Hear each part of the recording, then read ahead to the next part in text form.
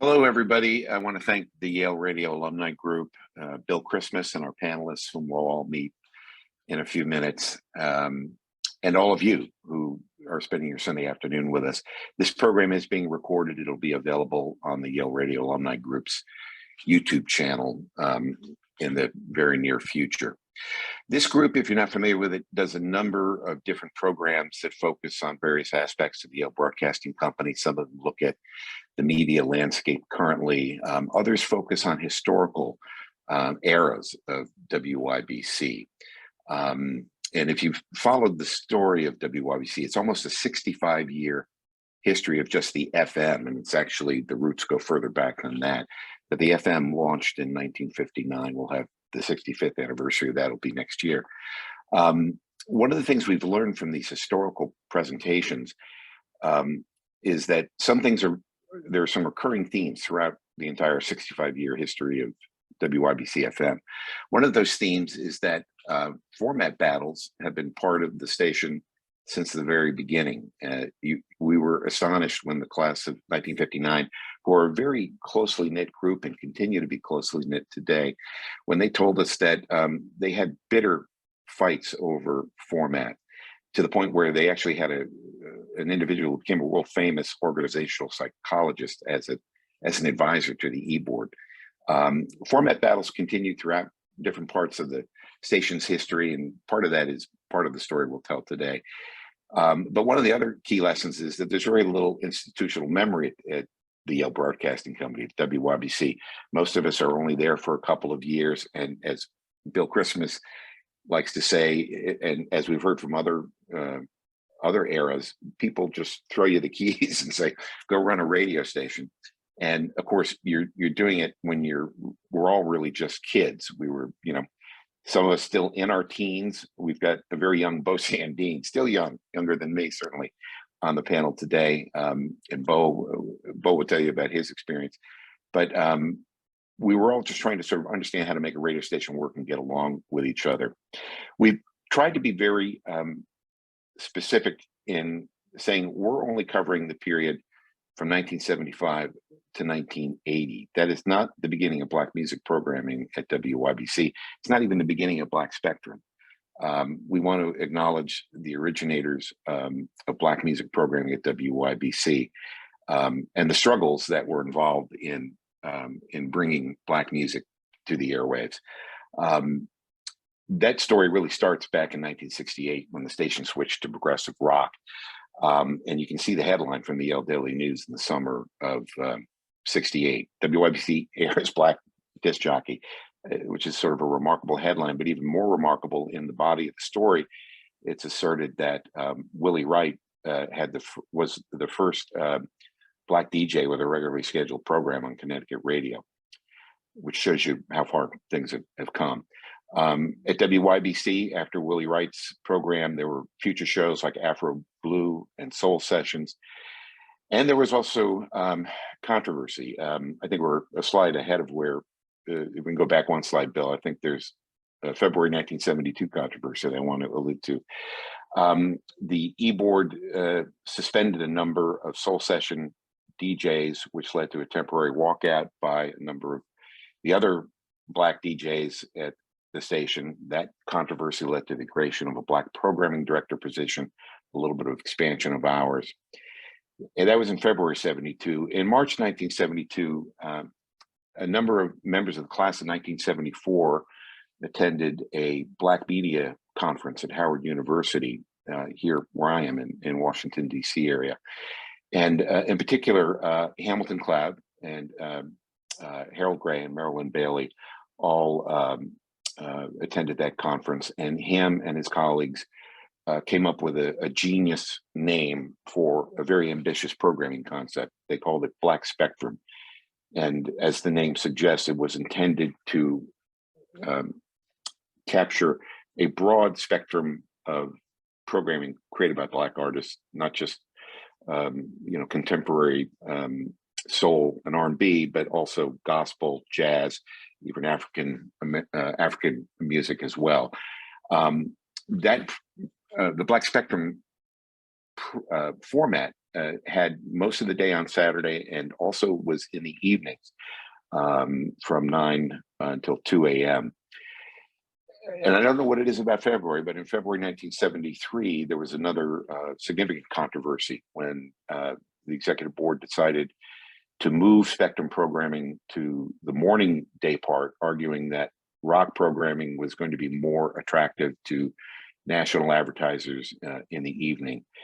You can imagine that was a fairly incendiary move, and that led very quickly to another crisis for the station, but one that involved the intercession of a Yale dean and also the local head of the NAACP. And it was left to those members of the class of '74 and the executive board to work that controversy out. And that occurred in March of '73 when Jim Lawrence and Hamilton Clabb came up with a solution that was an attempt to try to serve both the white audience and the Black community in New Haven. And it resulted in what I would call a fusionist kind of format that applied during the rock shifts, where 1/3 of the music was to be from Black artists. That was the format when I arrived at WYBC in 1974. I had no problems with that format because what did I know from radio, and what did I know from about the past history of Spectrum and its predecessors? Very little. And in fact, I learned a lot by preparing for this program. And I want to say, as an aside, we did hear from some of the members of the class of '74. And I'm a relative newbie to this Yale Radio alumni group. And I came here because I had an idea for a program about Bill Christmas and his team, which I'll explain a little bit further in a second. But I want to encourage anybody from class of '74 who wants to tell that earlier story of the struggles to get Spectrum on the air. It's something I know the Yale Radio alumni group is going to be happy to work with you on. And certainly welcome. And that applies to anybody who wants to tell a story about their particular era at WYBC. We're eager to learn more about history and to contextualize our own experiences. And the other thing I wanted to mention before just jumping to the next slide is that with this sort of settlement that Jim Lawrence and Ham Cloud negotiated, there was more of a sort of a renewed focus on the community. There was rumors of a license renewal challenge in '74, '75 that resulted in the further expansion of news and programming block. I want to show you the next slide because it really is the jumping off point for our presentation. This shows what the format was in May of '77, which is when I graduated. David Radin, who's with us today, was the chair of the E-Board. And this programming format made a lot of sense to me at the time. It was Black Spectrum in the evening, and YBC flipped to jazz during the rest of the day. And in fact, it was a conversation in another Yale Radio Alumni Group program about the first women at Yale that Dave was responding to a question, Dave Radin responding to a question about the implementation of this format, and Dave invoked the name Bill Christmas. Bill had been on my mind for a long time because knowing what WYBC is today, which, by the way, I should mention, it's the dominant radio station in the New Haven market. The most recent Nielsen rating book came out a short time ago, and it shows the 12+ number for WYBC FM at 10.9, which is an astonishing number. And it's, by way of comparison, twice the size of the 12+ number for the rock station WPLR. Bill was an incredible leader at the station. He built a great team, whom you'll meet in just a second. And I want to thank him for working with me. I went up to New Haven in June. We had a great evening together. And Bill, thank you for coming along on this journey with us and for working to bring together some of your former colleagues. Let me just show you these next two slides really quickly to show you a little bit of the impact that Black Spectrum 2.0, I'll call it, had. You can see the uptick in the ratings in the end of the 70s. There are dips in the 80s, but it's a continual climb upwards, and we sort of cheated at the end there by collapsing 20 years into that final hockey stick spike. But if you look at the revenue numbers too, you can see this is just for the 70s, a steady increase in revenues. And again, that I believe is largely attributable to the impact that Spectrum has. So it is my great pleasure to introduce you, especially for my peers who were there at the time. It's going to be wonderful for you to see and hear from Bill and the panel. Without further ado, the man, the myth, the legend, Bill Christmas. All right, thank you, Ed. That's a bit more than I had in my own head, but okay. It's hard to be humble, Bill. Hello, everyone. I'm Bill Christmas. I was a music director at WYBC for the most part of 75 to 80. I first want to thank the committee for inviting us to tell our side of the story. I also want to thank Susie and Ed for their gentle persuasion. I wasn't sure this was something I wanted to do because I really hadn't thought that deeply about that period of time. Yes, I knew I was there and we get together every once in a while, but I hadn't really thought deeply about those early years and what that whole process was all about. So thank you, Susie and Ed. I also want to thank my predecessors who, you mentioned Hamilton and Jim DeGraff Knight, and my immediate predecessor, Dwayne Draffin, who tossed me the keys and said, I guess, do what you can with this. And I want to thank him for that, because you never know what comes out of that. I also want to thank the on-air staff and my co-panelists, my co-pilots, because it was them who helped me understand our mission. And I say mission because I really thought that we could do a better job at connecting with the audience. And they were on the front lines. They were answering the calls, they were asking for requests, they were writing in this book here, the log book, what people were responding to, So, and before I pass it to them, I wanted to mention one thing. Typically, college radio exists in a very niche position in a market. You have, in a market, you have this commercial station, this popular professional slick station, and you have the college radio as an alternative to that. Well, in New Haven, Black music, we were the alternative where there was no alternative.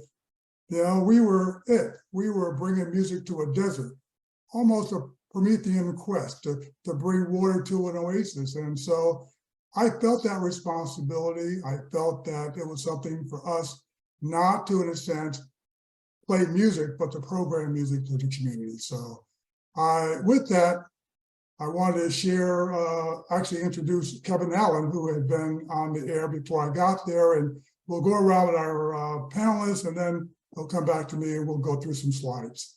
Kevin, it's up to you. Okay. Well, I hope everybody can hear me. They say, what a fellowship, what a joy divine. That's what I have to say. I just come from church. And I'll just say that it's an honor and a privilege for me to be here. In some ways, I'm fortunate because I came in 73 and got my license at that time. And so I was kind of like a little bit on the edge of seeing what was happening with the original, with Hamilton Cloud and James DeGraff Knight and Marilyn and Dwayne Draffin.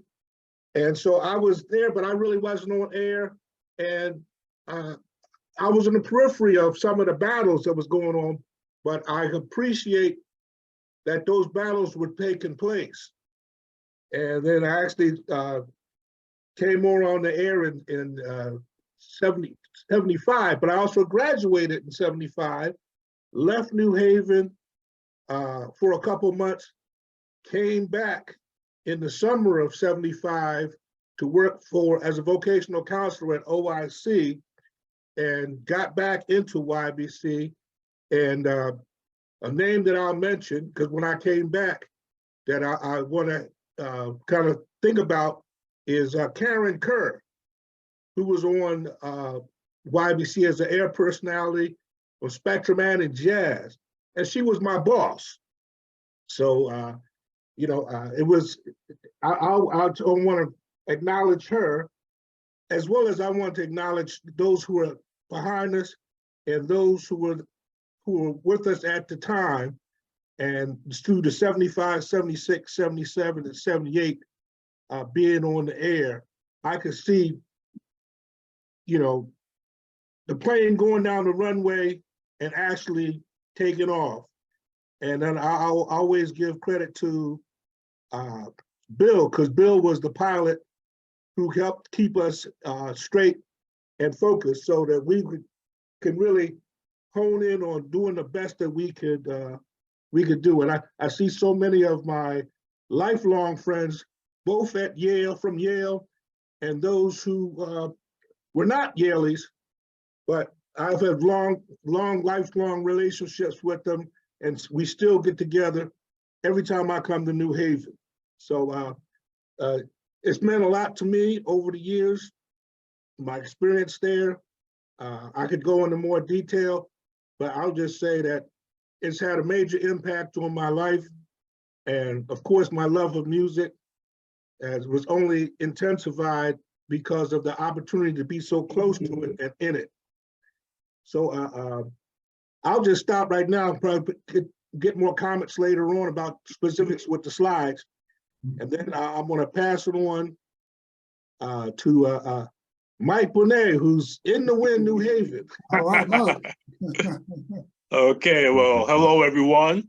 Mike Bonet, and I came to Yale in the fall of 1975. And if you told me that I would have been on the radio, I would have said impossible. I was just this quiet nerd who wanted to come and study math and computer science. But through my friendship I developed with Kevin Allen, who I knew through listening to his shows, as well as Yale's career advisory and placement office, as well as Skip Lee, who was in Trumbull College with 2 years ahead of me. They both encouraged me in the spring of 1977 to go to join the WYBC training program. And so I went and joined it, not knowing actually at the time what if I was going to go. I said I just wanted to learn about radio because I knew nothing about behind the scenes. But I ended up being able to complete the training program. I got my my FCC license. Started out doing graveyard shows, which were good because you could play anything you want on the graveyard shows. But then in the fall, I ended up getting a show on Black Spectrum. And I remember a little controversy. I think the first general meeting I attended at WYBC was in that spring when they were talking about the change from rock to jazz. And it was, not exactly, an easy change for a lot of people to accept. But by the fall, jazz was in place, Black Spectrum was in place. I got on the air and I was glad to have for several things. First of all, I saw all of the other DJs on the air as my mentors because I was learning from them. I learned from Kevin. I learned from Bo. I think Bo's was the first show I actually sat in on to understand it. Karen Kerr, Skip, Stan Welch, with his jazz, I was learning from that. So I saw all of the other DJs on the station as my mentor. And I liked the camaraderie among them. It was one of the things I enjoyed about being there because we all wanted to do well. We all wanted each other to do well. And we heard someone have a good show, like, man, that's a great show. Now I got to step my game up and do better. So I enjoyed that. I enjoyed Bill, who was who could be scary at times. You'd be on the air, and things goes well. Then suddenly you turn around, and Bill would be standing behind you, just staring at you, and you had no idea if he thought you were good or bad. And then he would just quietly go out of the studio, and later you would find out, oh, he liked it, or I want to talk to you about your show, something like that. But again, it was all a learning process. So I really just enjoyed that, and also, it was a great way for me to learn about the community. WYBC being primarily at the time, a lot of community members in WYBC, but learn about the community. As a Yale student, you can get very isolated from New Haven. It's easy to do that. WYBC was the best effort that I found to find out what the community wanted, what they heard, who the people were in them. And so that's another benefit that I really saw from them. And although I did not go into radio after I graduated, all of the skills that a lot of the skills I learned on the radio, I was able to use at IBM. In fact, my job I got at IBM was through WYBC, because Kevin Allen called me one day saying someone from IBM had come down looking for someone to work for the summer. Had I not known him through WYBC, he might not have called me. Through that, I got a summer internship, and then I got hired after I graduated into a 39-year career. But during those 39-year career, I did presentations, I had to use my voice for that. I had to, learn how to write and summarize things quickly, and writing copy helped that. Even the sound engineering and recording things, I got to do some of that while I was at WYBC. Even dealing with conflict and compromise, of course, just the personality and whatnot. That's all part of the business world that I learned at WYBC. And one of the nice little benefits was several times in my career at IBM, someone would come up to me after a presentation and say, I grew up in New Haven and I listened to WYBC, and there was someone who had your name on that. Was that you? And so that I really appreciated that kind of even many years later.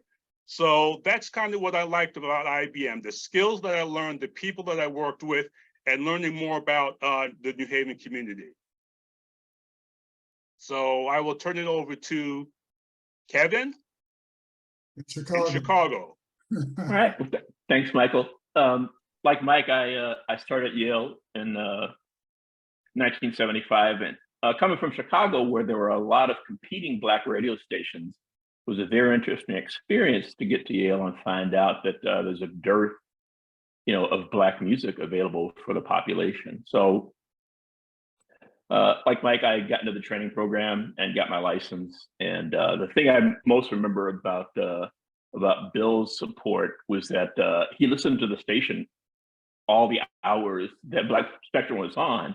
I don't know what he did in his day job, but he stayed awake to listen to the station, had helpful comments on everybody's show. So that was really impressive. And actually, through working at WYBC, I got approached to become a college rep for CBS Records, and actually left the station in '77 to go do that for the last 2 years. And that turned into a job with CBS. So I actually was in the music business back when the changeover to CDs happened. And so I had a pretty good, background in music, so I thought, before I got to YBC, but certainly learned a lot, both from Bill's tutelage and from listening to other jobs in terms of the breadth of music that was available. And we had the good fortune of being around in a time of, dramatically good music. Bill put together a Spotify playlist of the top songs that were during that 5-year period. And it's just impressive, the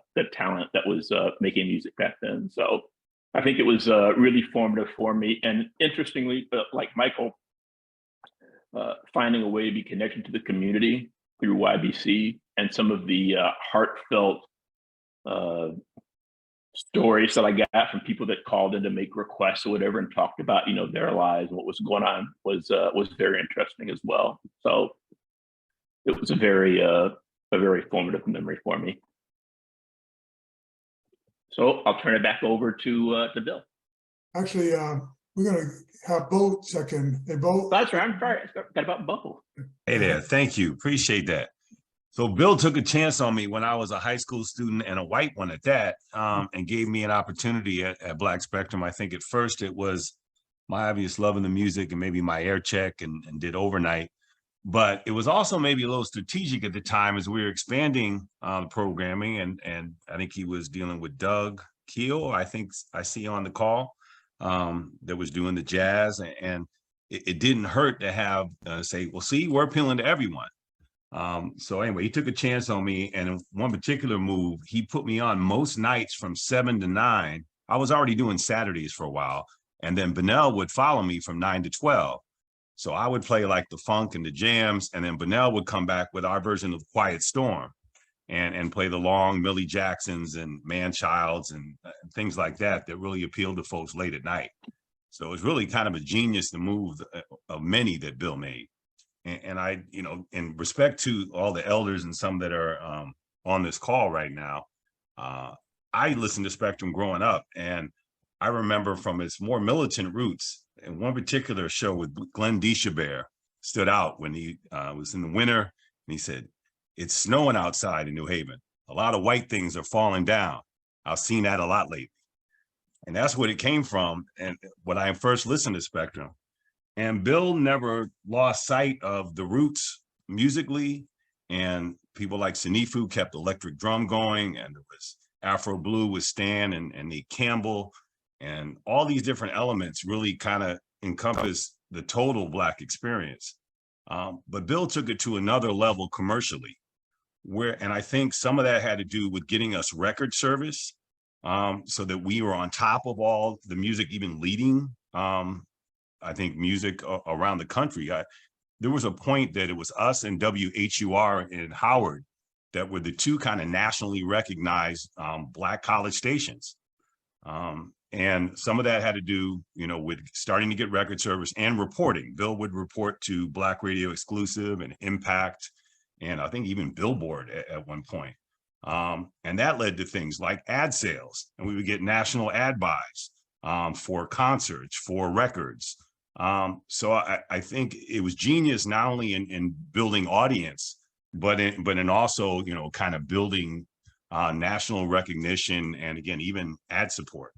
So as we kept getting more ratings and more attention, and eventually more airtime, this was all kind of based on, I think, Bill's insight that this was viable, but there were ways to take it into a little bit more commercial form without losing sight of the progressive roots of Black Spectrum that everyone built.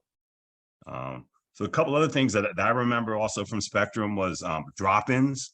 So we had, I think it was Larry DeShields that did the voice, had this incredible voice that did the Black Spectrum drop-ins. But also, and I think this might have been built off, we all modeled WBLS and Frankie Crocker, and we even had a couple jocks that really wanted to be Frankie Crocker. But I think at one point we started having, when people were in town, it was, "Hi, this is, I think it was George Duke did a Reach For It drop-in." We had all these different artists that would do drop-ins mentioning WYBC and Black Spectrum. Once again, wonderful, and really made us sound like this is an incredible, huge commercial station, which we were all just volunteers, mostly Yale folks like that are on this Zoom call, but even people like me at that point. You made it possible for someone from the area to train at WYBC and even be on the air. And as a 17-year-old, high school teenager, even be the music director at one point, but still with Bill's, advice and help. Anyway, just to go beyond that a little bit. So I ended up from 15 years old, starting on Spectrum, doing radio for about the next 15 years of my life. I did 8 stations in 4 states, including KISS 95.7 in Hartford. That didn't go quite so well for me because that was more top 40, and I really wasn't me. But did lead to me owning half of a radio station's airtime in South Bend, Indiana. After I left YBC and Spectrum, I went to Wesleyan and did a show called Music for the People that was very similar to Spectrum. But building on that even more was in South Bend, Indiana, I started a show called The Urban Excursion. And there was no Black programming in South Bend, even though there was a 20% or more Black audience. Started with a 1 hour a day at 4 o'clock, and started beating the 50,000 watt FM station in that time slot for women and teenagers, even though I was a 1,000 watt AM program. So that led to eventually getting more and more airtime, and I would buy the time. So I would sell ads myself, do the show, and every time I made a little money, I would buy some more airtime because it was a 1,000 watt AM station. It wasn't that expensive. So we eventually partnered, but the Urban Excursion became 3 hours, from 3 p.m. to midnight, 7 days a week. And we were half the station's programming, and again, continuously winning our time slot. But that was all built on the idea, the viability of Black Spectrum. And at that point, that had gotten into more hip hop at that point too, where I was doing, you can hear the long version on the Urban Excursion, and I would play, remixes, and I would even rhyme on the air. So anyway, I'm just very grateful to Bill. I'm grateful to all the forefathers of the show and all my friends and family here that I see on the call and have heard from over the years. So huge impact on my life, but also obviously on New Haven. Well, thanks, Bo. Listen, we don't have a lot of time, so I'm gonna kind of like breeze through a few things, but these are some of the jocks around the air. You know, Kevin McCann, of course, Jay Hare, Bunnell Green, Tony B, who did the Lover's Holiday, and Bobby Adrian, who came in probably in the 80s. And here's some photos of some of the folks that were during that time. There's Mike Bonet, youthful Mike. Some of the guys from, I think Bob Bitten's there and Peter DeLauro, I think, yeah, so. And there's me being a kid, there's Melody, Bunnell, Ronnie Wrigley, Karen Kerr, our spiritual leader, and Fume. No, that's Sunifu, Stanley Welch, Stan T. Right. So Yeah, let me just shout out to Melody, who's on the call, as well as Dawn Slade. all right, They cool. weren't on the list, but I wanted to shout them out. Yeah. So so one of the things that I was thinking about, what am I going to say in 10 or 15 minutes and collapse 5 years into 5 minutes, was that I had a puzzle to figure out, right? You get the keys, you don't know you know, what you're going to do. But one of the things I saw was that when people were calling into the station, we were really not playing a lot of the music that folks wanted to hear. You know, they were requesting songs that NHU was playing and BLS was playing. So one of my journeys was to try to figure out how to align myself more closely to the audience. And so I went on this journey. I answered the phone calls, I looked at the log books, because basically what I was trying to do was to align the station with the audience, you know, and not to talk to them and not turn our backs on the audience, but to really understand where they were at and meet them where they were. So that was pretty much the focus of what I was trying to do. And here's the path. I mean, of course, you know, we already talked about Black music has been around Spectrum, but, you know, the pivot point here was expanding time. When we first got all day Saturday, and this is to prove to you that it was such a music desert, that folks would record our shows on Saturday on cassette and play our shows during the week. You know? There was also, so we got expanded time from 9 to 12, and then eventually 7 to 12, Monday through Friday, and then all day Saturday. So we were the only local station within New Haven. There was NHU was, I think, on Sundays and Thursdays, but we were the only ones playing music Monday through Friday and all day Saturday. I developed a format that I think will bring consistency, because one of the things I recognized was, wow, Monday shows don't sound like Tuesday shows, and Tuesday show doesn't sound like Monday shows. And so there was a need there to build some consistency, some uniformity within our sound. And that required some staff buy-in, because now it wasn't as free form as possible. I wanted to shape our sound around the core, wanted to do some kind of programming to NHU. We wanted to get music faster. We wanted some recognition and so forth. So all those things happened because I think at some point I got a feel for what was going on, and that resulted in us getting gold records. You know, our first gold record was Slide. Time, I think I had learned enough that I felt, I had convinced myself that I knew what I was doing as far as picking music. So this was a Slide. We got a record for Float On, Taste of Honey, Boogie Nights. So I think at that period, I had convinced myself that we were aligned with the audience. And here was the format that I had developed. And this was implementing a more consistent sound over all the shows as well. And it required that the jock give up a little freedom. There were like 12 to 15 songs they had to play each show. And that was revolutionary, I think, at the time. But it also provided a kind of like a a consistency between shows, you know? And at that time, I was calling record companies saying, well, why don't we have this record? Why don't we have that record? And once I had gotten my sea legs about me, there was a program director in New York who liked what I was doing, Sonny Taylor at WWRL, and he mentioned what we were doing to Cashbox.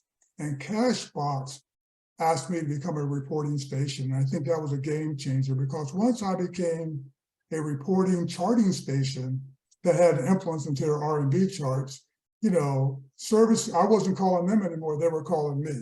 And so now we were getting all the songs, all the records that were being played, not only in the clubs, you know, because you would go to a club and you would hear this disco song from Sal Soul or from TK, and we don't have that. And then, so the part of that puzzle was, oh, I see, you're a reporting station, you're influencing charts. And so now there was this change of servicing. So now we were playing music before NHU and sometimes before BLS, because BLS had a tight format. They would add their songs, I think, on Tuesday, and I would add a song if it was hot same day. And we also had a pick exclusive thing, you know, that we got influenced by BLS.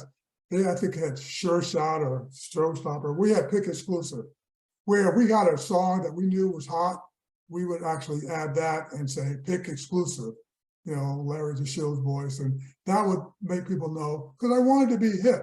I wanted us to be punch above our weight class, to have people say, oh yeah, BLS is cool, but YBC is cooler, right?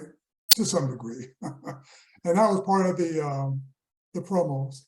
So this was our sound, our core sound, you know. These were the artists, George Clinton and the Diaspora, you know, Parlettes, Bootsy Collins, Earth, Wind and Fire. But we were trying to play everybody. You know, we played the Fania All-Stars, we played Milton Nascimento, you know, but the Jocks had some freedom in that. I probably didn't make them it was recommended, but they had a freedom to add those kinds of artists to their show. Mother's Finest. And just briefly on counter programming, I didn't see block programming as a strength, and NHU was doing that. I think indie servicing was also a weakness and a strength for us, because once we became a reporting station and we were getting records from smaller stations, smaller record companies, we could beat the smaller stations faster. And you know, South Soul, and we had a full spectrum of sound. And one of the things I remember finding out was that there were Southern listeners at our station, you know, and we were 20 years old. So what do we know about a 39-year-old's musical taste? But Millie Jackson, you know, Betty Wright, DJ Rogers, Arthur Prysock, these were people that were appealing to that segment of the audience. And I thought that being progressive meant that we played everybody, that we tried to, in a sense, play everyone that was relevant to us. And I would go to clubs and I would see what music would move them. And I would, like the Fatback Band, you know, I mean, when Do the Bus Stop was out, you know, when that played at the clubs, people rushed the stage. So I kind of like, you know, I guess if I were to boil it all down, I was in the joy and happiness business, you know. When a person hears their song, what do they think? You know, it's an emotional response. Hey, that's my song. You know, that's pleasure, that's joy. So that's the deal. So that's pretty much what I was trying to do, you know, to play the best possible music, put on the best possible air product, and to play as many Black artists or people who were, you know, playing in that lane. You know, don't forget, we played Miss You by the Rolling Stones. We played Eminent Front by Peter Gabriel. We played Let's Dance by David Bowie. So we were playing everybody who was in our lane, you know, as well as playing the Wild Chapatulas.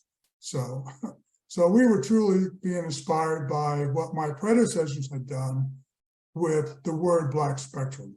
You know, I was interpolating what they meant because there's no training manual, but I thought we were playing the whole spectrum. As BLS would say, the total Black experience in sound, although I never heard Oscar Peterson. So with that, I want to turn it back over to Mike Bonet. He's going to talk about our community engagement. Mike? Okay, thanks, but I just want to add one thing to what you said. My perspective as a teacher was that you had to work at that. This was not a case for that format to show up, 15 minutes before your show started. And many of us were coming in, on days when we didn't have shows, just to listen to the music, to see what was playing, or to come in like an hour or half an hour before to find out if we were following someone, what were they playing before? What's the mood like, to figure it out? So it was work, but it was a great learning experience. Right. From the community engagement experience, it was important to note that, again, as a student being involved in this was a commercial effort. This was a business. You can't run a business, strong business, year round with only students. You get the summer breaks, the holiday breaks, and things like that, and just the continuity as well. So at the time, I remember the bylaws to say that you could have, you had to have like at least something like 35% students in it. But I thought was helpful as well, because it got, during my time there, I was there from 77 to 82. It got as high as maybe 40 and 45%, but I found it very beneficial to have community members involved as well, not for the continuity, but for their experience, their skills, and just their knowledge. We also took it, although we've been talking a lot about music, we went beyond music. I mean, the news was local news. The talk was all local talk. We had electric drum, bringing in local community leaders and whatnot, telling people what was going on there. We would do remote live broadcasts of our shows. I remember particularly ones at the Dixwell Q House. We would go live there, have the show out there, and so the community could see us, see who these people were. So we weren't just all the times just this, station on the building on the Yale campus. For Black History Month, I remember one year I decided, let's just run some biographies. And we had all the DJs and the news people, anybody who wanted to in the station. So it wasn't just Black Spectrum people, people outside Spectrum, recording, little Black history minutes about, famous Black people. We would play that as part of our format during Black History Month. We got a lot of local business advertisement, commercials for the Unique Boutique still run through my head. And there were, many other places there as well. We'd have contests and giveaways. We'd give away albums. We'd give away concert tickets. I tried to make some of the contests creative. Like I remember one I did was called the City Game, where someone had to say, you tell someone, okay, the Queen City, the fifth caller who knows what city the Queen City is wins something. So people would have to kind of think and do that at a time before you could just go on the internet and search that sort of things. We did a lot of public service announcements for all kinds of events and activities. The Freddie Fixer Parade, we did a lot of announcements then, because that, I believe, is like the oldest parade, I think Black community parade, like in the Northeast. So it went beyond just music. It went beyond just engaging the community. But also through this, I found, quite frankly, that I was engaging as well other Yale students who were listening to us as well. And when I started working for IBM, there were people at my office who were listening, and clients who were listening to me through that as well. So I think that was an important learning thing for me, but an important thing for us to do, which is why I think we kind of helped establish roots in the community. Yeah. You're so right, Mike. I mean, I remember Nate Campbell and Larry DeShields doing Black News and Views. That was our news program, other than ABC FM. But also that we were connected to the music impresarios in the area too. There was Lenny Adams, he had a club, LaJoint, he was also a concert promoter I ended up working for. George Brunsby had a club on Crown Street. So we, and Unique Boutique, so we, if it was happening in the Black community, they were coming through us to get to. So that's how. So yeah, hey Kevin, Kevin Allen, here's something for you. This is the CEDAR program, and I know you were, well, you're name checked in this. So why don't you speak at a high level about the CEDAR program?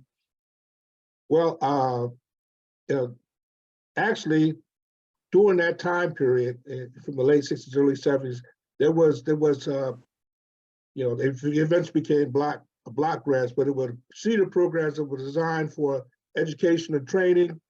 I worked for a CETA program. My first job in New Haven, I worked at the at OIC, Opportunity Industrialization Center, and so did, and like I said, my boss was Karen Kerr, and we used to do job readiness training, GED training, and those types of things.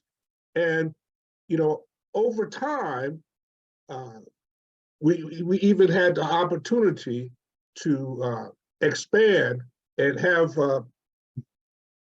opportunities for YBC to participate in getting grants and funding to bring in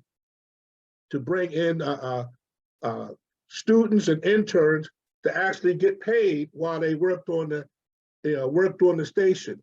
And in a lot of ways, that was part of the early vision.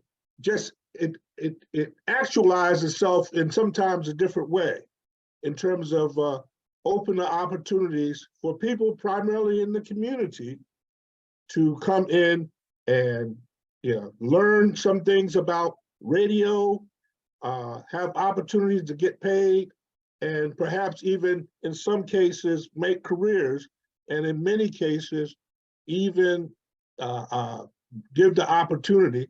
I could look on there and I could think of one person in particular who's on this call right now, Dawn Slade, who I see her stuff out there now. She does all kinds of things for health and Nuts About Nuts, and a lot of that stuff was a direct result of not only her passion and her own interest, but the skills that she got from working at a YBC. So in many ways, going through that process, helping to meet the needs of the community, getting some buy-in. Well, of course, the university had to get into it, but it was always, you always have to kind of push and shove. And, I did work for the Yale Career Advisory Office from 77 to 78. And so I believe in the value of internships and training. And so that was just an opportunity, an outgrowth that came out of WYBC Black Spectrum. And the growth of the commercial and the growth of the impact led to more impact to build on it. So I just wanted to put that out there. And I left in 78. So there was more fruit that was planted and tilled and grew beyond. And that would perhaps be another chapter with folks like Bo and Dawn and those who were still there during that time, and even moving forward into the 80s and 90s. I would only hear about it when I'd come back in the town to visit. But, that was all part of the community engagement. And some of that is the manifestation and of the vision that had come from even before that. It just sometimes it shows up in a different way. So that's something that I'm thankful for the opportunity to have a small part in that, and also glad that we were able to help move the station to do the things that had to be done and get the university to buy in, as well as work with the different agencies and the local government and the schools to make it happen. And those are some things that were not necessarily on the air, radio personalities that was there, but it did have an impact. So I'm thankful for that. Thanks, Kevin. Yeah, I forgot to mention Leo Lyon. Remember, Leo Lyon had welfare disco. I mean, everything that was happening in the community was coming through YBC, and just hear some thoughts But, I wanted to mention that this might be a false memory. Maybe you guys can help me out, but, one of the things that I was, kind of like involved with is trying to shape the image of the station. I mean, our station would go off the air in 90-degree weather, and we were 1,200 watts, and we couldn't get past West Haven. But, I withheld that information when I was talking to, the industry. But I think we did a couple of shows. I think it was DIR Broadcasting. Maybe they produced the King Biscuit Hour, but we did some shows where we did live concerts. There was syndication, and I think we provided that. We ran that. Rob McGrew had a jazz program that we ran also, and of course, the artists promos. And one funny story was that we got a bunch. We got Dexter Wansell, Asher and Simpson, George Duke. I didn't remember. One of them was Chaka Khan. Chaka Khan during the Street Fighter tour. I cornered him. I said, "Oh, you should do a promo for us." And he said, sure. So about 3 weeks later, I get a cassette in the mail. Sure enough, it's from Chaka Khan's management company. "Hi, I'm Chaka Khan. Well, I'm in New Haven. I listen to WYBC FM," which was cool, right? Then there was another version on the cassette. "Yeah, hi, I'm Chaka Khan. When I'm in New Haven, I listen to WYBC." And then another voice, her husband, comes on. "Yeah, and I'm her husband. She's full of shit." So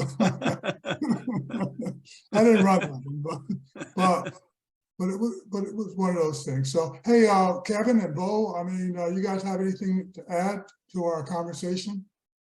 Yeah, I got one more just that, you could really hear us take over the street. I mean, there was a point that you could go down the Ashland Street projects when basketball was being played, or Gough Street, and on every box was Spectrum and it was YBC.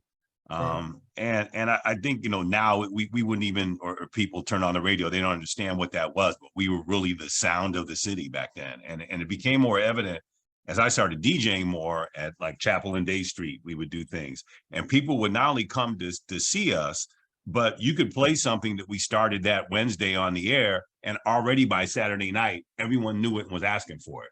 So the impact became so immediate and was so obvious.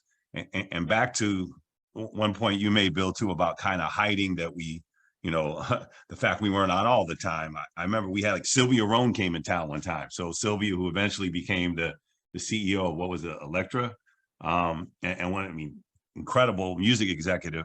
We took her to Gentry's and so on, but we always kind of hid the fact that we weren't on all the time because they couldn't understand how much impact we had on sales. And they were sending us all this record and all these records and giving us all this support. If they knew we were only on from 7 to 12 at night and all day Saturday, they might not have played ball. So it would just looking back, it just the impact, and again the fact that we were just on every car radio in every neighborhood. Kids at school were all talking about us. It was a special time. And last point. Yeah, go ahead. The last point, I know this is the 50th, anniversary of hip hop. We're looking a little bit, we had just started, trickling some of that, but disco at that time took off. And again, we straddled the fence between still being a real like funk R&B station or sound with disco, and having the Disco Express at night was a real nice addition too, that kind of took advantage of that. Dr. K had his own, kind of wrinkle on that. Yeah, and Tony B had Lover's Holiday, so he had a version of The Quiet Storm. So we were trying to deal with some of these music forms that you couldn't do, but dance music is, that was what was happening back then. So how about you, Kevin, in Chicago? Any last word? We're pretty much at an hour already. Kevin. It's mute. On mute. Oh. Yeah. Sorry. Well, I was just going to say that I remember the impact we had on Cutlers and how they really had to start, paying attention to what we were doing, lest they miss out on sales. It had a dramatic effect on Black music in the city and the ability for people to get the latest stuff. I just remember that was one of the things that stuck on my mind. Yeah. Mm-hmm. And I remember Motown mentioning to me that we were early indication, because we were really playing stuff out the box. I mean, you know, we weren't waiting for other people to tell us what was hip at some point. And so I know Motown had mentioned that they really, although it didn't sway them to give us Songs in the Key of Life before PLR, but I did remember that they thought that early sales indications were coming out of New Haven, and that they were, in a sense, allowing themselves to see what was happening. And I know Cotillion, which was the label for Slave, were very appreciative of what we were doing also, because you know, record companies looked at sales to kind of like know where to marshal their resources. So yeah. So that's our story, Ed and Kevin. You know, we're at Thank 5 you. o'clock. Mhm. Yeah, thank you, Bill and panel. We do have some additional time. We traditionally, you can, and Bill, if you're able to close the slide presentation, we can get that full Brady Bunch Zoom thing where you can see all kinds of faces, familiar faces there. Thank you very much, Bill and panel. Again, it was sort of a remarkable effort by the Spectrum 2.0, if you will, group in the mid to late 70s to really elevate the profile of the station. And as Kevin Allen, I think, had phrased it, a lot of seeds were planted, and including by the people who came before us. And those seeds, you know, grew fruit over time into, you know, what has been just a really fascinating story. And we want to spend a little bit of time just in opening up the conversation. I see Hamilton Cloud is with us. Nice to see one of the pioneers. And I'm going to just open up the floor for folks to say hello or reminisce. I would love to add 2 cents if I can here. I was lucky enough to have a good seat as this was all going on. And I just need to make sure that everyone who's still here recognizes what a talented group this was that was putting this on. It was partially because of Bill, and Bill certainly had the vision, and he brought science to this in a way that I didn't see anywhere else at WYBC. And frankly, for many years after in the radio industry, I didn't see a lot of what Bill was doing in other areas. So he needs to be commended for that specifically. And I think you saw a little bit of it a few minutes ago. The group itself was really talented. And I have to say, you know, Bill and I sometimes got along, sometimes we didn't. We had a lot of conversations in which I remember him after the conversation sitting there silently and me walking out of the room, both a little bit frustrated. And Karen Kerr coming to me afterwards and giving me a little piece of her mind and helping to communicate in order to get that back. Or Ron Garner, right? Ron, many times you and I have had those conversations. But I think what ended up happening is Bill was up against some things that were frankly not in his favor. The charter on WYBC, for instance, worked against him, yet he still was able to take advantage of that and be able to make the thing happen that he wanted. And I think a lot of the idea of expanding programming was simply because he earned it. And I think that we can't say enough about the fact that it was the right thing to do as well, because the group as a whole earned it. Well, I remember you too, Dave. And those conversations were, you know, I don't know, we were young, but we were advocating for something that I felt was necessary. So, and you should have. Well, you know, when I was at Hill House, because I went to school at Hill House, I remember trading out a record. It was I gave away a War record that I had, and I traded that out for a Chicago record. Didn't really realize what I had. A couple of weeks ago, I got to see War in concert, and it was so great. And I frankly wouldn't have had the same appreciation if you and I hadn't gone head to head and made me, you know, look at some of this stuff for that matter. Could I say a word too, which is I just want to underscore how revolutionary this really was. And I come from an earlier era, and there are other guys on here, Kevin McEwen and Ken DeVoe and others, Tim Powell, who were even more active. I was briefly active, but I come from the late 60s when the big radio stations were not playing album rock. WYBC started playing album rock and really managed to touch that New Haven community in a way. And I know for me personally, even though I was a student at the college, what I wanted to do was talk to the community. You know, it's media, right? And what you guys did was that on steroids, where you had a community out there that was totally unserved, that was thirsting for music and somebody to relate to and a radio voice to feel like as a friend. And what you guys are describing, and I'd love to hear from Ham Cloud too, what you guys are describing is what media does at its best, which is feed that need and connect with people. So bravo. And of course, community engagement. I'm sorry, Ham. I'll just be a second. Community engagement is just a big part of what the current WYBC FM does. The Rhythm of the City. It's a big part of the wonderful GM Juan Castillo's approach. And at some point, we should just do a program interviewing Juan because he's had a really remarkable life story. I'll get out of the way. Ham, great to see you. Please. Thanks, Ed. This has been really great for us old timers to hear a lot of these stories and to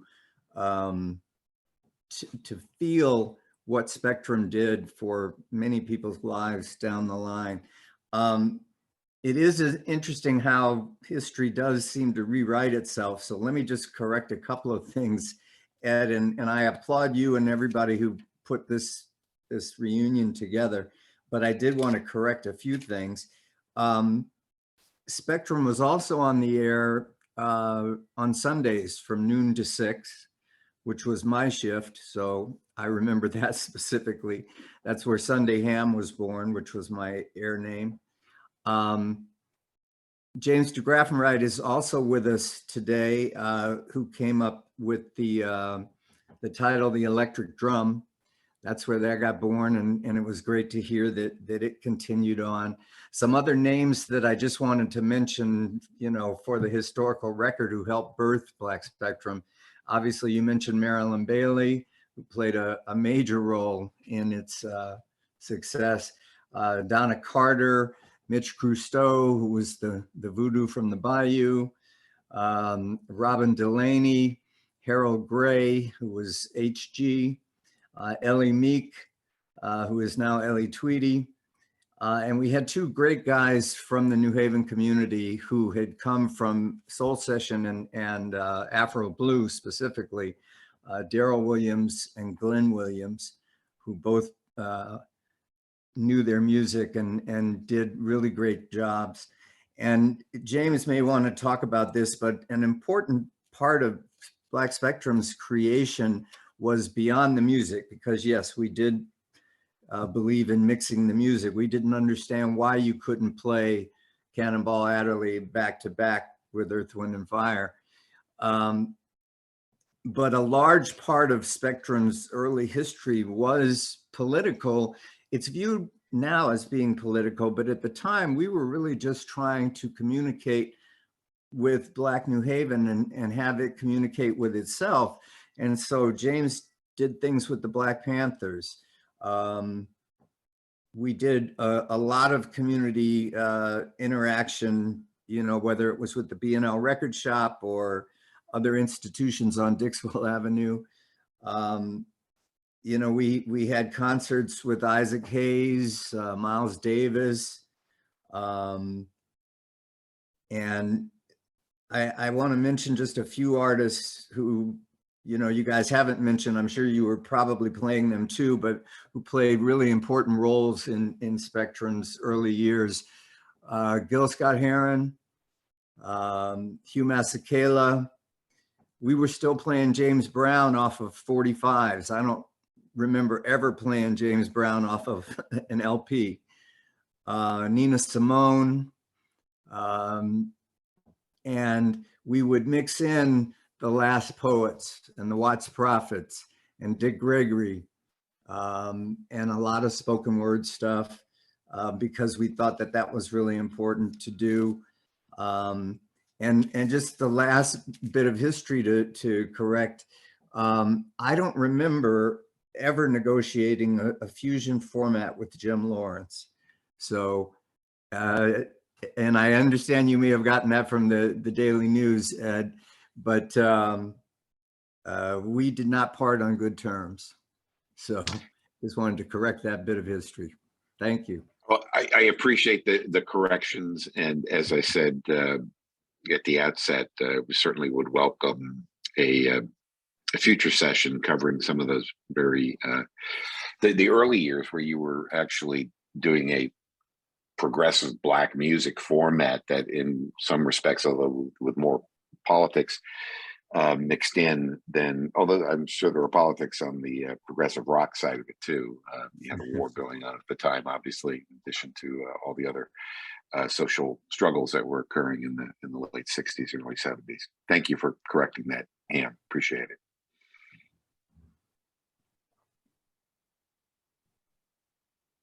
Would anyone else like to chime in or share memories of This is early more of a, or middle days? Hey, John. This is more of a hey. This is more of a question from the other end. It's always nice to be in a gathering where I feel comparatively young. So I'm only 40 years past my freshman year coming to the station. That's after this. So I have, I guess, two questions. If anyone has insights, I know people were there at different points of time about what changed in between this sort of late 70s period we've been talking about and 1983 when I and Derek. Hi, Derek, arrived in New Haven. And the two changes I would note was that by 83, 84, number one, Spectrum had shifted from an air staff that was like a mix of students and community members to being overwhelmingly community members, which was fine. They were all nice people, great DJs. That did affect the political dynamic a little within the station. But somehow student participation in Spectrum had largely dried up by then. And the other thing was, I don't know if the format had tightened or shifted, but this sort of broad fusion, no one was playing Cannonball Adderley or Gil Scott-Heron or the equivalent of the Wild Chapatulas on Spectrum by then. It was pretty much, as far as I could tell, whatever a plain vanilla urban contemporary station or another market would have been playing, whoever the chart artists were, as opposed to more outsidery kind of things. So I'd be interested if anyone who was there in the early 80s has a perspective on how or why those transitions happened, or tell me I'm wrong, or tell me my memory is wrong, which is also possible. I'll say something because I was there through 1982. I just think, and I probably part of the problem is that tightness just kind of, I think the best I could think, we started taking things for granted, perhaps. You know, you have something of a discipline, you go on, and then, you know, after a while, instead of thinking about how you innovate, how do you keep it tight and whatnot, you just think, oh, it's going to just keep going the way it is, that sort of thing.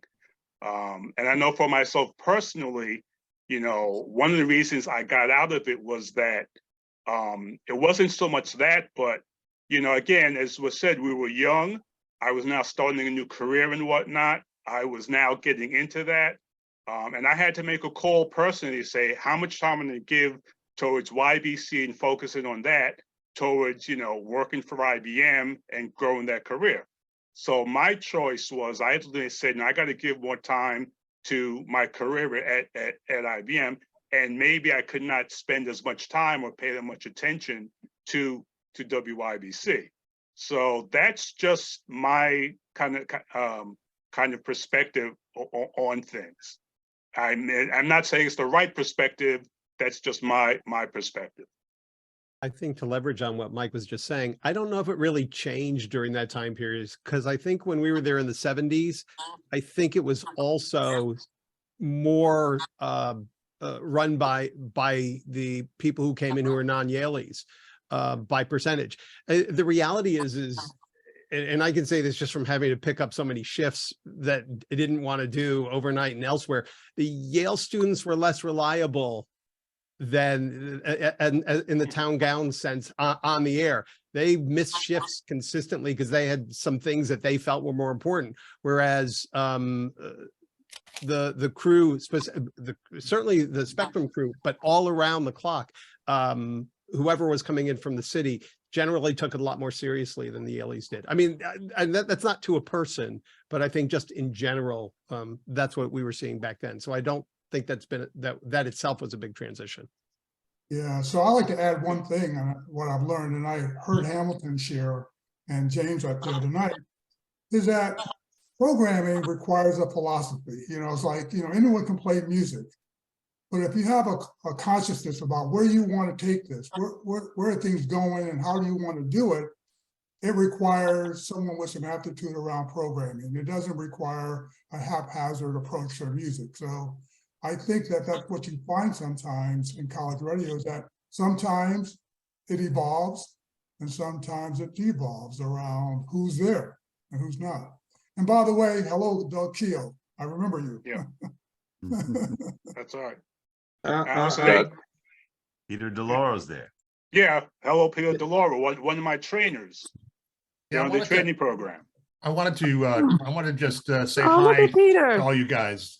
My goodness, what a great throwback. And I wanted to also point out something that we haven't talked about at all. I was there from 76 to 80, and I'm a townie, so I had never attended Yale, although I sort of feel like I audited it after the experience there.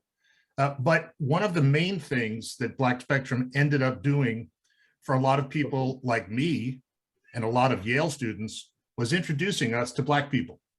Quite frankly, it was in retrospect, as I go back to think about it, it was just an unbelievable experience that it's hard to explain to people who weren't a part of it. And for all of you that maybe I didn't treat as well as I might have should have, I apologize, but I thank you for knowing me at that time period. And again, I echo, it was an amazing time period at YBC. I know our time is getting to the end, but I wanted to hear from a couple folks who were influential to me, still influential to me. I seen she had her hand up.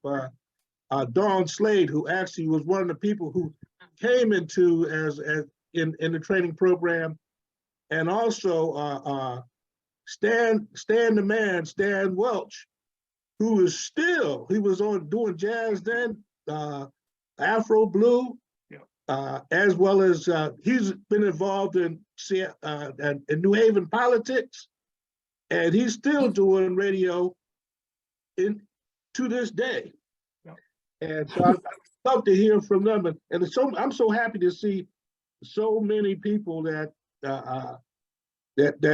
joined us today. It's just a thrill. My heart is full.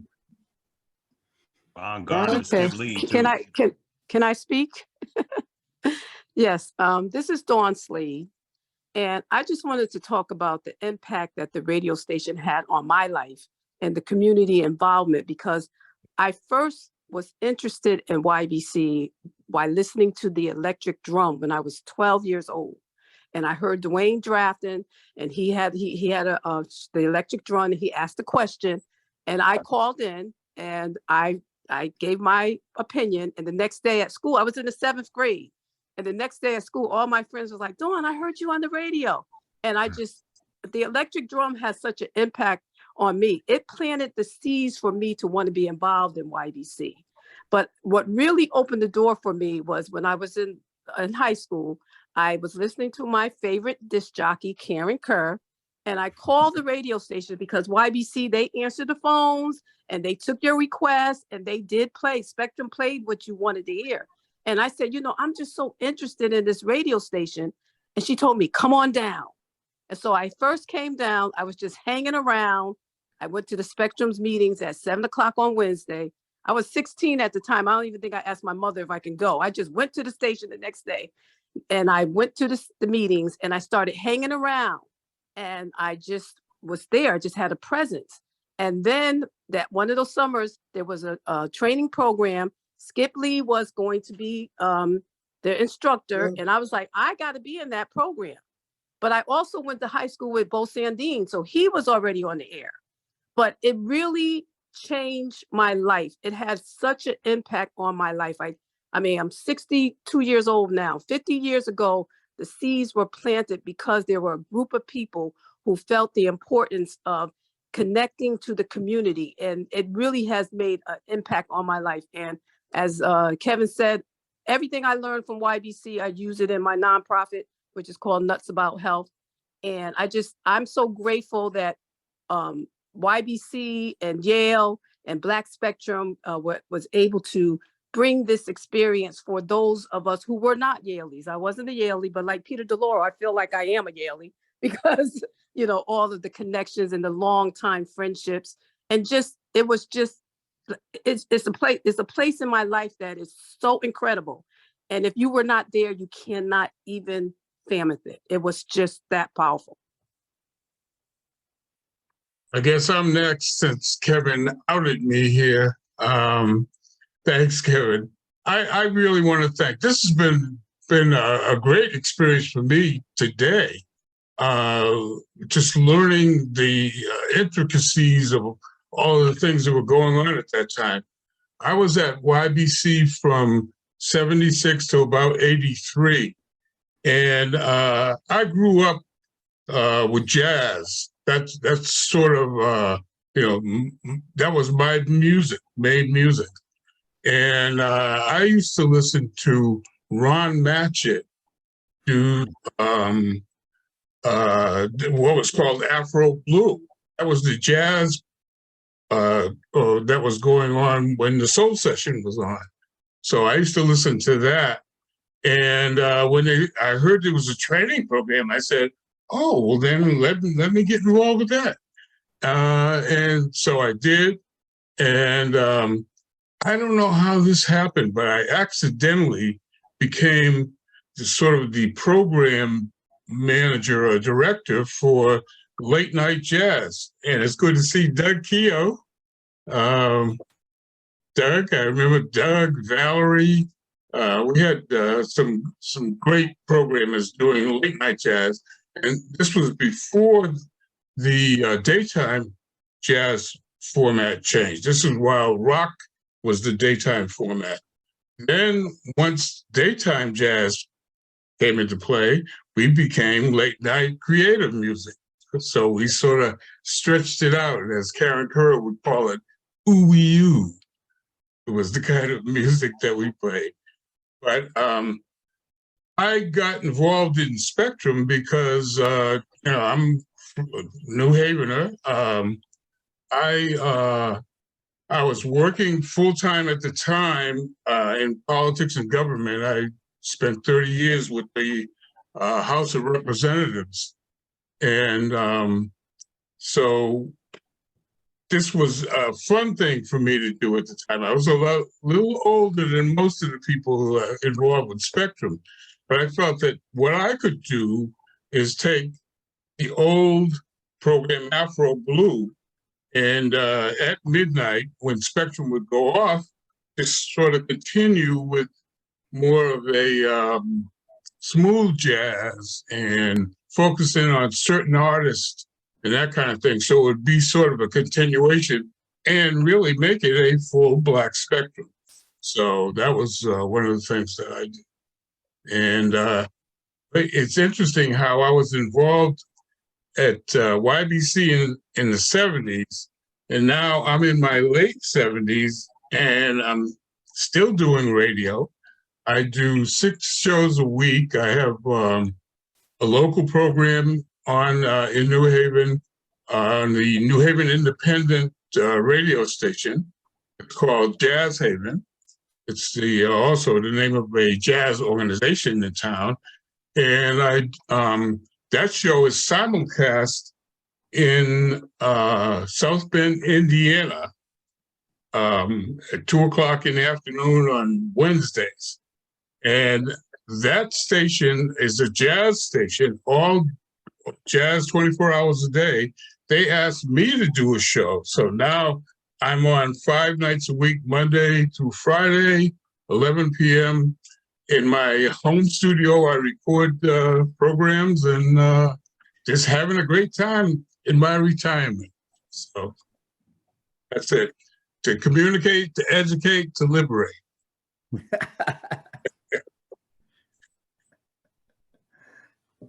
Melody. Yo. Melody. Hi, everyone. You know, I will have to say, working at YBC definitely made an impact on my entire life.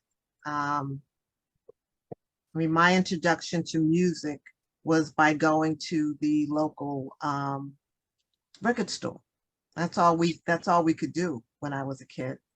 And I think I was around 14 and I was playing around on the radio, and I don't even know why I'm looking for stations, because there was nothing but you know, top 40, which I enjoyed that too, I will admit.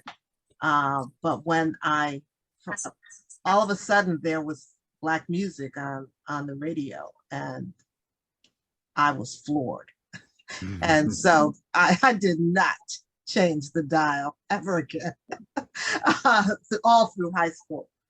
But, you know, Dawn has many of times said to me, we need to write a book. And what would be very interesting is if people thought about their chapter that they would like to write for a book on YBC. I would like to do something like that. I hope you do. I hope you do. Oh, no, I am not the writer. Somebody has to start this. I'm not.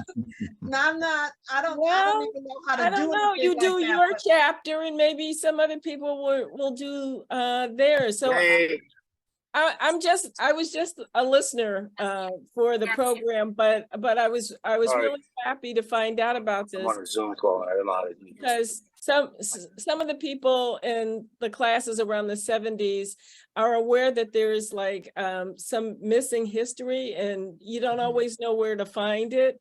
You know, maybe some of it's at the Cultural Center, maybe some of it is in the Yale archives.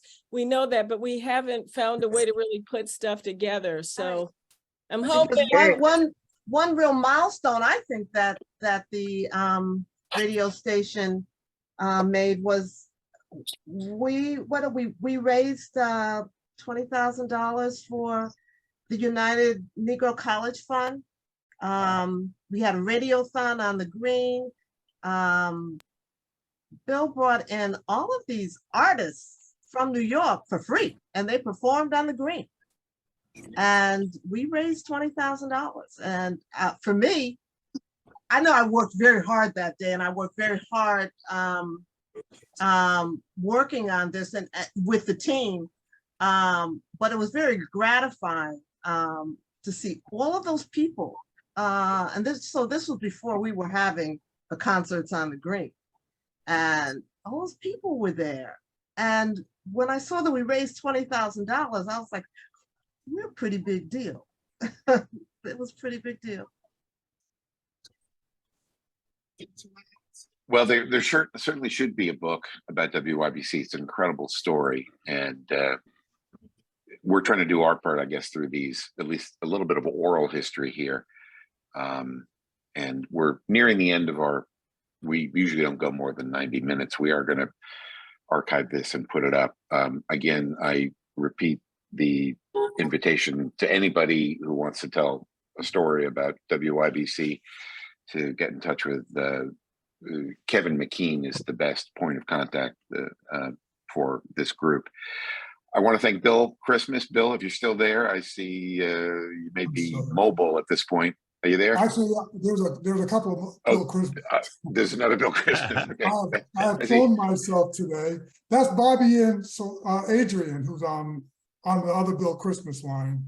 What's happening? What's happening? Hey, Bobby, Adrian. Hey, Bobby. I'm listen, I wanted to say hi. I Hey, wanted to say Bobby. hi. Hey, y'all. Yeah. I thought Hey there. this was at 7 p.m.